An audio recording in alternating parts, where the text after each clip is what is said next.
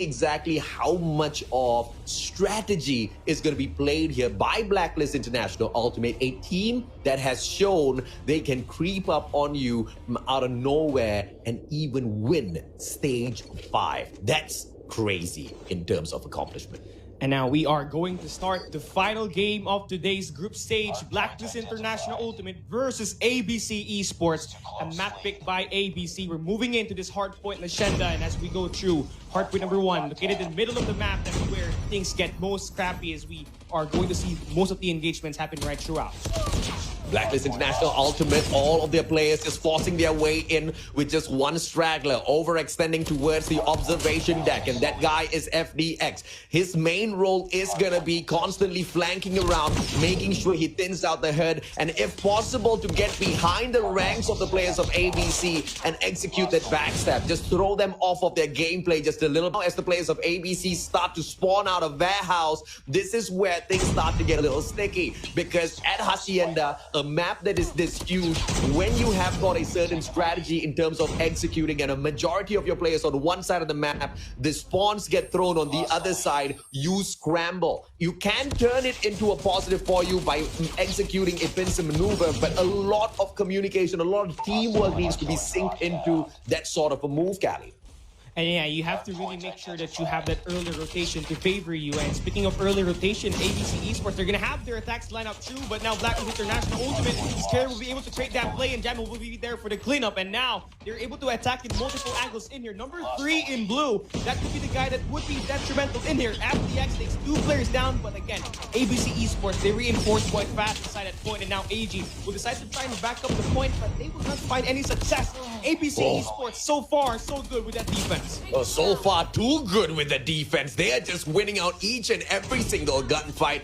Favorable spawns by Blacklist International from the side of Statue. Now split spawns from the observation deck as well as Statue. But nothing seems to work. No gods of RNG gonna be helping the Filipinos out this time round. Remember all of that experience the Indonesians picked up in their crazy format at stage 3? It's paying off here. Hacienda, what a pick by ABC. They're running circles around Blacklist International Ultimate, and now early rotation coming through for Blacklist. Final seconds picked up by ABC. Blacklist, on the other hand, already stacked up at warehouse, but a majority of their players still spawning out from the back at Statue because of the winning gunfights on the side of ABC. This is just absolutely crazy. But you've got player number 3, FDX, still holding on to warehouse, not hopping onto the hardpoint just yet. Why? I mean, he's just trying to play it cool there, right there, sitting like a duck. ABC not trying to make their move. I mean, rip with that huge kill with a Predator missile. A huge blow, and now the hard point is broken. Great player in there for ABC, but for FDX, kind of a too late attack in there. And now Aimer investing that operator skill created the difference, and now they will be able to bully out Blacklist International out of the point. Oh, fantastic engagements for the side of ABC. And now ABC with the warehouse hold, just taking the fight straight up. Look at the investments of the score streaks coming through from the Indonesians. So stellar in terms of decision making. If you want to invest, you got to go off. Both of their players deciding to do exactly that, snuffing out 3 players on the side of Blacklist International Ultimate, breaking what could have been the money hill for Blacklist International. 110 to 15. You would not see this happen to Blacklist International Ultimate at any games at MSP. I mean, for Blacklist International Ultimate, the way they take this ascent is kind of too slow. I mean, they had some lapses when it comes to like retreating and, of course, getting their attacks to initiate. And I think right now that's the main reason why they lost 2 money hills in there at that hardpoint number 2 and at hardpoint number 3. Now it's their time to come up and bounce back, but ABC once again breaks the hill with Okat leading the charge. And I mean, these guys are unstoppable with the way they hold onto the power position.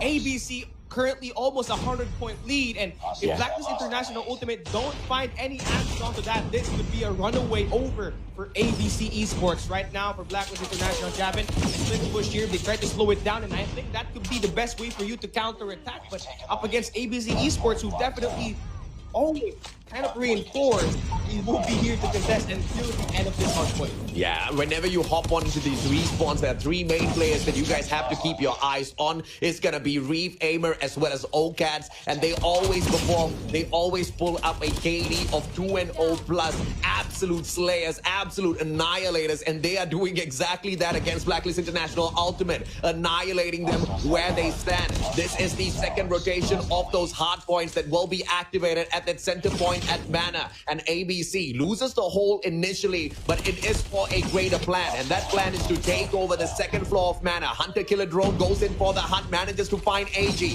That's the opener. Two back-to-back kills coming through for the players of ABC, but no objective player hopping on in just yet to stop the points trickling towards the side of the Filipinos. And Blacklist International Ultimate has managed to put a little bit of hurt, but ABC finds that break. 30 seconds to go. This is going to go back and forth just a little bit to the detriment of Blacklist International Ultimate, because when they hop on in there and they lose their lives, they're allowing the players of ABC to once again streak themselves up. And you saw what sort of annihilation they brought forth with those streaks, Cali. And yeah, it was a massive blow, especially on that P3 rotation right through the fences. And now look at this. You know, ABC, they slow it down at this P1, not really going in for that engagement, just to make sure that they maintain this spawn to the left side of that minimap. And now they're looking to chain that P1 to P2. They're playing this like a film, and ABC, the easiest 1, 2, 3. I mean, Trickster now off of the defense, only the player alive in here along with Reef, and right now the defense is just too strong, taking off that huge power ankle at the head of the shred beside the Lambo. And I mean, this is just so good so far for ABC. They are just bullying out Blacklist International one at a time, already a 100-point lead. And again, the gunfight continues. Look at that kill feed, a lot of success from ABC.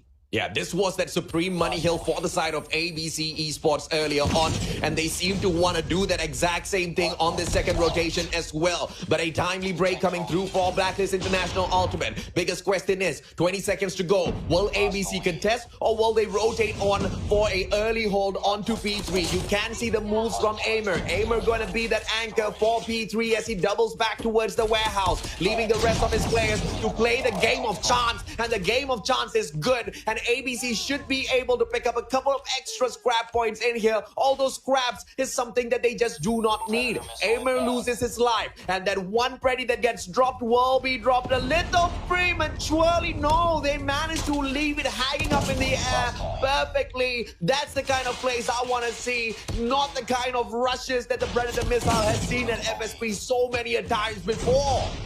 I mean, timing is just everything here.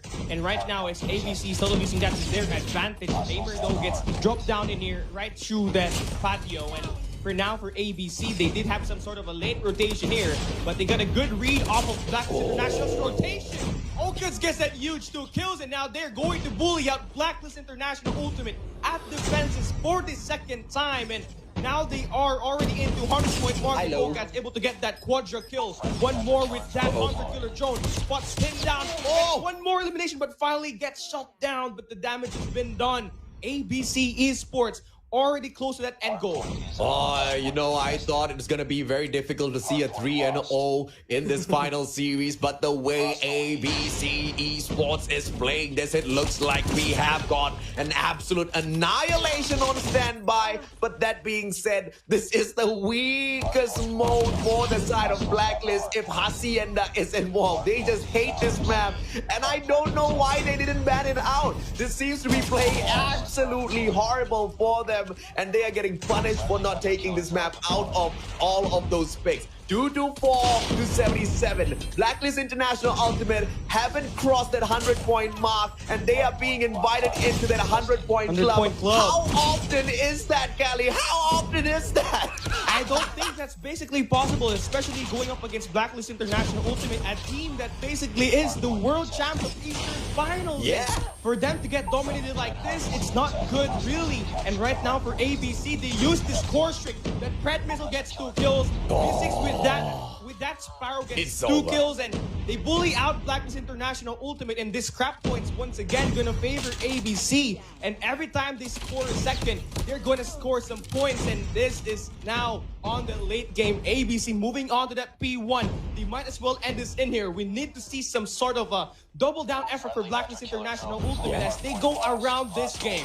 Well, they literally went around the players of Blacklist Oh, International Ultimate into that first hard point and wrapped up game number 1. And now you understand why the Indonesian scene is so strong. Because they practice, man. Their format in terms of stage 3, the formatting of the number of series that these teams needed to play out there on the battlefield may have been hectic. It may have tired them out, but what it gave them was valuable experience. Valuable experience against big teams and big sorts of matches where they had to be perfect each and every single day. And although ABC Esports wasn't the most perfect team out of Indonesia, they sure as hell managed to dominate Blacklist International Ultimate on that first matchup. But on the side of Blacklist International Ultimate, once again, this was a huge mistake even from the get-go. They should have banned out Hacienda, and not doing so punished them greatly.